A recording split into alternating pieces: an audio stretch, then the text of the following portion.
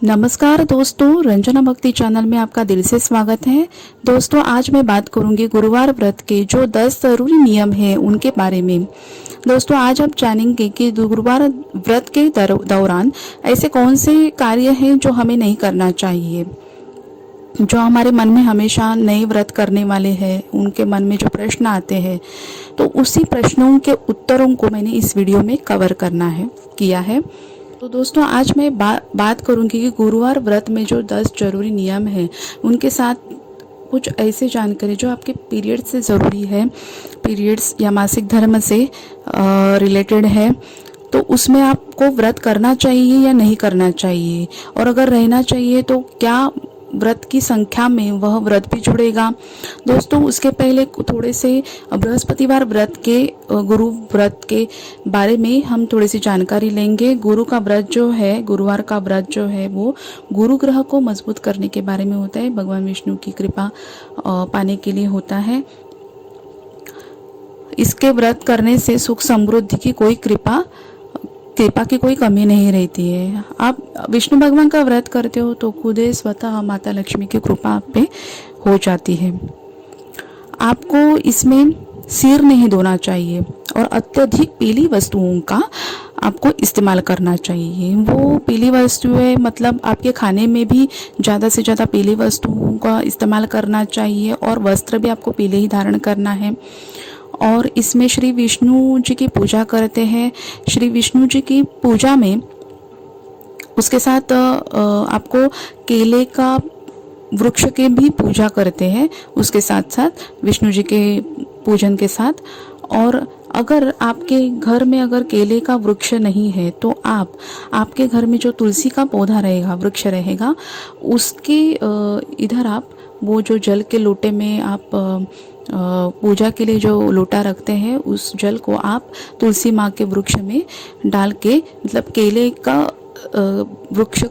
वृक्ष ही है ऐसा समझ करके आप तुलसी माँ के पौधे में डाल के आप व्रत कर सकते हैं। और अगर आपको बहुत ही लेकिन आपको इस व्रत को शुरू करने की बहुत दिल से इच्छा है, तो मैं तो कहती हूँ कि आप जब तक आपका उद्यापन नहीं हो जाता तब तक आप केले का वृक्ष आपके घर पे लगाएं।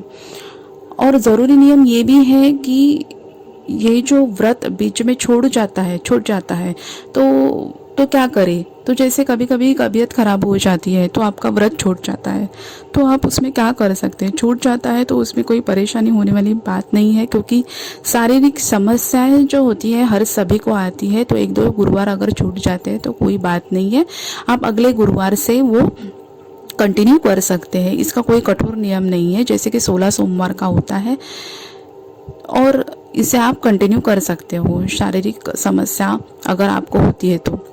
पर ऐसा नहीं होना चाहिए कि अगर कहीं आप यात्रा पे जा रहे हो, शादी फंक्शन में जा रहे हो, तो आप इसको खाना वगैरह बहुत खा रहे हो और अच्छे से मज़े लूट कर फिर आप इसको छोड़ रहे हो और वापस से इसको उठा रहे हो, तो ऐसा नहीं करना चाहिए। तो आपको इसको, अगर आपको विष्णु भगवान की सच्ची कृपा और उसके साथ माता लक्ष्मी का भी आशीर्वाद लेना है, कृपा हो, तो इसके लिए आपको या शीघ्र विवाह हो या जो भी आपकी मनोकामना है उसके आपको पूर्ण होने के लिए इस व्रत को आपको तपस्या की तरह, साधना की तरह ही करना चाहिए। शारीरिक दिक्कत की बात मैंने इसलिए की कि कोई ऐसी समस्या होती है जिसके वजह से हमारा व्रत छूट जाता है, तो उस व्रत को छोड़ देना और पुनः उसको उठा लेना व्रत को, ये कोई समस्या नहीं है, तो उसमें कोई समस्या नहीं है।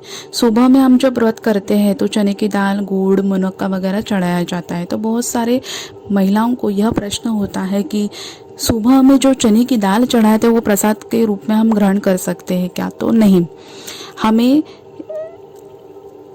अनाज एक समय ही खाना होता है इस व्रत में। तो बाकी अनाज हम, जैसे कि चने की दाल अगर आप लेते हैं तो शाम का भोजन जब करेंगे एक समय, तभी उसमें आप चने का प्रसाद वो खाना है, और प्रसाद लेना बहुत ज़रूरी होता है। बिना प्रसाद के हमारा व्रत है जो पूर्ण नहीं होता है। और सुबह में जब हम व्रत पूर्ण करते हैं, पूजा करते हैं, तो गुड़ और मनुक्का जो है, मुनक्का, वो हम ले सकते हैं। और चने की दाल तो शाम को एक समय ले सकते हैं। और दूसरी चीज़ है कि भूलकर भी इस व्रत में नमक का इस्तेमाल नहीं करना है। सेंधा नमक भी हो तो भी नहीं लेना है, नहीं किया जाता है। बहुत सारे लोगों को ये प्रश्न होता है कि हम खीर बना के खा सकते हैं क्या? तो चावल न खाए तो ही उचित होता है, क्योंकि इस व्रत में अगर आप चने की दाल खाते हो तो एक अनाज खाना है। तो चने की दाल का जैसे हम एक समय खाते हैं, तो बेसन का हलवा वगैरह बना के, रोटियां वगैरह बना के वो खा सकते हैं, वही उचित होगा। खाने के संबंधित एक बात और है कि अगर आप कामकाजी हैं, किसी कारण से आपको लेट होता है तो वो बात अलग है, लेकिन व्रत का ये भी नियम है कि सूर्यास्त से पूर्व ही आपको व्रत का आहार, भोजन जो है ग्रहण करना चाहिए। जब आप माहवारी के समय मासिक धर्म में व्रत रखते हैं तो क्या ये व्रत की संख्या में जुड़ जाता है ये व्रत? तो ऐसा नियम है कि इस व्रत को छोड़ना नहीं चाहिए जब तक कोई शारीरिक समस्या या मासिक धर्म की समस्या नहीं आती है।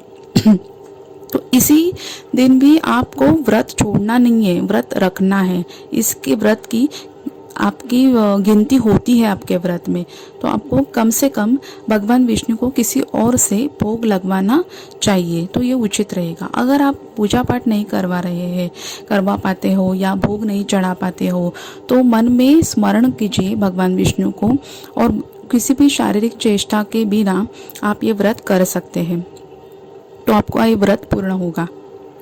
अगली बात ये है कि आप का जो व्रत है, 2-4 व्रत रखा और बहुत समय से आप व्रत को छोड़ चुके हैं, वापस आपको इच्छा हो रही है कि दोबारा करें, तो अब क्या करें? आप पुनः शुरू कर सकते हैं क्या? या फिर जहाँ से छोड़ा था वहाँ से वापस करके करें क्या?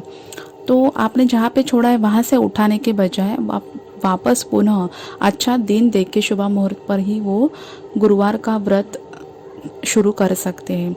गुरुवार का व्रत जो 16 सोमवार 16 की संख्या में कर सकते हैं, और उससे अधिक भी अगर करना चाहते हैं, 16 से भी अधिक करना चाहते हैं तो वो भी कर। पर ये ज़रूर कहूँगी, आपको जितना व्रत करना है उतने का संकल्प आपको ज़रूर करना है।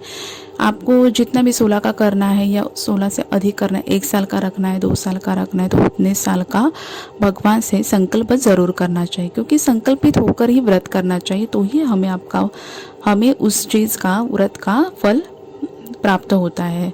जैसे कि 16 गुरुवार करना चाहती हैं आप, तो आपको बहुत अधिक पुण्य प्राप्त हो जाता है। कोई शादी के लिए, कोई नौकरी के लिए, कोई सुख समृद्धि के लिए ये व्रत रखता है।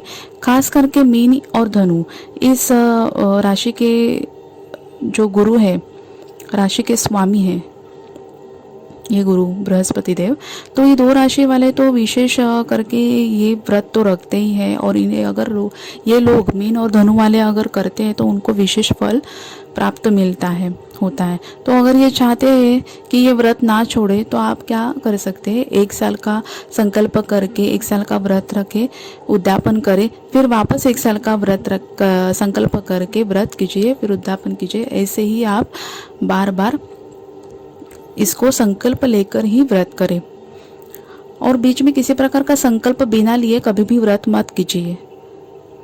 और व्रत के दरमियान, व्रत के दिन आपको इस सर के बाल नहीं धोना है। हाँ, सर के बाल नहीं धोना चाहिए। यही बहुत महत्व करके ये विशेष इसका नियम है कि गुरुवार को आपको सर के बाल नहीं धोना है, और गुरुवार के दिन बाल धोना निषिद्ध माना जाता है। और अगर किसी कारण से आपका मासिक धर्म चल रहा है तो आपको शुद्ध होना है, तो ऐसे में आप स्नान के पानी में थोड़ी सी हल्दी मिला के आप स्नान कर सकते हैं। परंतु ध्यान रखिए, आप जिस दिन शुद्ध हो रहे हो उसी दिन आप ये करें। तो ऐसा नहीं 3-4 दिन हो गया है आपको मासिक धर्म को और आप हल्दी डालकर स्नान कर रहे हैं, ऐसा ना करें। जब आप पूरी तरह से शुद्ध हो जाए, पूजा करने के लायक, मतलब आपका मासिक धर्म आपका चालू ही नहीं है, ख़त्म हो गया पूरी तरह अच्छी तरह से, तभी आप इसको कर सकते हैं।